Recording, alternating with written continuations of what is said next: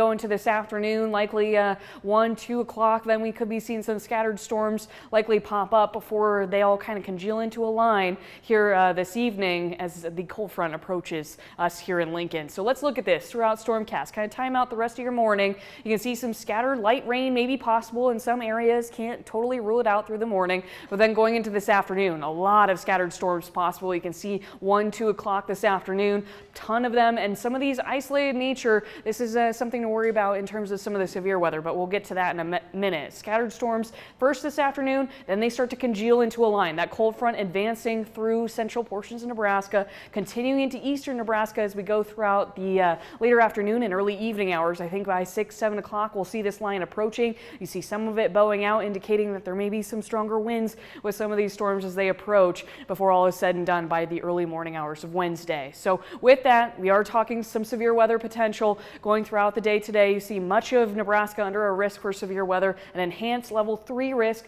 that includes Kearney, Holdridge, Hastings, and it's this area particularly that has the best chance for some hail, and also we can't rule out a brief tornado or two kind of in throughout this area. So we did see the upgrade to the enhanced risk in portions of south central Nebraska because of some of the hail expected. That could be a possibility.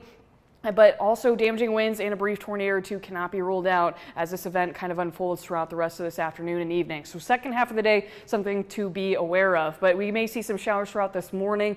But you see temperatures in the 80s for Tuesday, changes in the air, and it's coming throughout the day today as that cold front approaches and we deal with a lot of cloud cover throughout the day. I don't think temperatures will get too warm today, but the fact of the matter is here in the near future, some of these southern winds could be breezing upwards of 35, 40 miles per hour throughout the day today, so something to keep in mind.